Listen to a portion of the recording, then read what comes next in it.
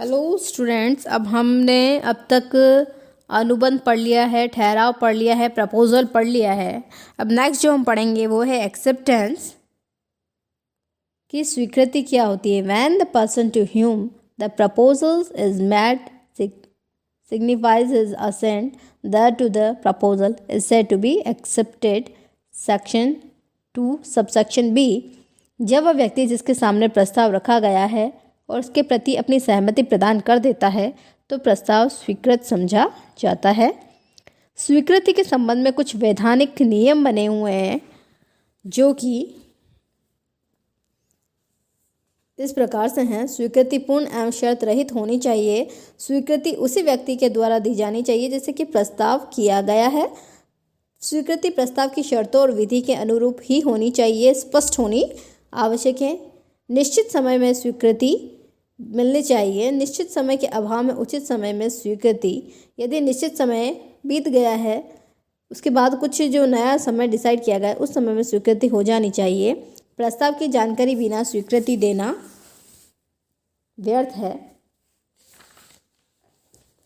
स्वीकृति प्रस्ताव के खंडन के होने से पहले हो जानी चाहिए। स्वीकृति स्पष्ट या गर्भित हो सकती है। स्वीकृति का संवहन आवश्यक होता है।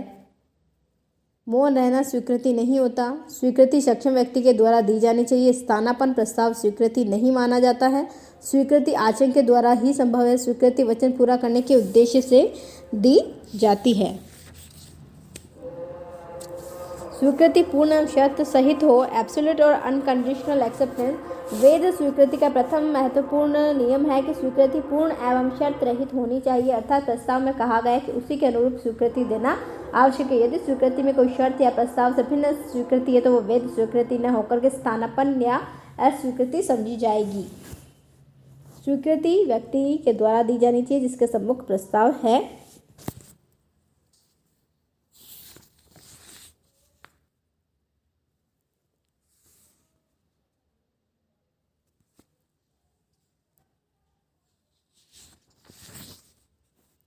नेक्स्ट है स्वीकृति का संवहन। भारतीय अनुबंध अधिनियम की धारा 1872 के अनुसार स्वीकृति के संवहन को हम पढ़ेंगे। ये दो प्रकार का होता है, प्रस्तावक के विरुद्ध और स्वीकारकर्ता के विरुद्ध। As against proposer, as against acceptor. नियमों के अनुसार प्रस्तावक के विरुद्ध स्वीकृति का संबंध तब पूरा माना जाता है जबकि स्वीकारकर्ता ने स्वीकृति भेज दी है और उसे वापस लेना उसकी शक्ति से बाहर हो जाता है।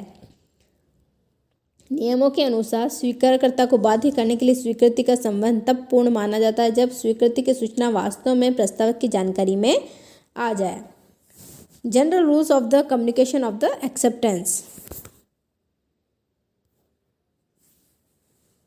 डाक से स्वीकृति, कम्युनिकेशन ऑफ पोस्ट। स्वीकारकर्ता अपनी स्वीकृति डाक के द्वारा भेज सकता है। जैसे ही स्वीकृति का पत्र डाक में डाल दिया जाता है तो स्वीकर्ता की ओर से प्रस्तावक की स्वीकृति का संवहन पूरा मान लिया जाता है। इस प्रकार के संवहन में डाकघर को प्रस्तावक के रूप में एजेंट माना जाता है। टेलीफोन पर स्वीकृति का संवहन, कम्युनिकेशन ऑफ टेलीफोन। अनुबंध अधिनियम में टेलीफोन पर स्वीकृति के संबंध में कोई नियम नहीं है। सामान्य नियमों के अनुसार टेलीफोन पर दी गई स्वीकृति का महत्व वही होगा जैसे कि दो पक्षकार आमने सामने अनुबंध करते हैं, लेकिन विशेष बात यह है कि टेलीफोन पर दी गई स्वीकृति प्रस्तावक के द्वारा उचित रूप से प्राप्त हो गई है, अर्थात सुन ली या समझ ली गई है। टेलेक्स पर स्वीकृति का संवहन, कम्युनिकेशन ऑफ टेलेक्स। स्वीकारकर्ता यदि टेलेक्स पर स्वीकृति देता है तो स्वीकृति का संवहन उस समय पूरा हो जाता है जब वह टेलेक्स आ जाता है। गलत पता लिखने का प्रभाव। यदि स्वीकारकर्ता अपने पास आए प्रस्ताव की स्वीकृति डाक द्वारा भेजता है किंतु पता यदि गलत लिख देता है, रॉन्ग एड्रेस लिख देता है, तो प्रस्तावक इस स्वीकृति से बाध्य नहीं है क्योंकि यह उचित तरीका नहीं है। अनुबंध का स्थान। किसी भी अनुबंध में उसके स्थान का महत्व होता है क्योंकि विवाद होने पर न्यायालय के कार्य क्षेत्र का निर्धारण अनुबंध के स्थान पर ही होता है। इसके संबंध में सामान्य नियम बने हुए हैं।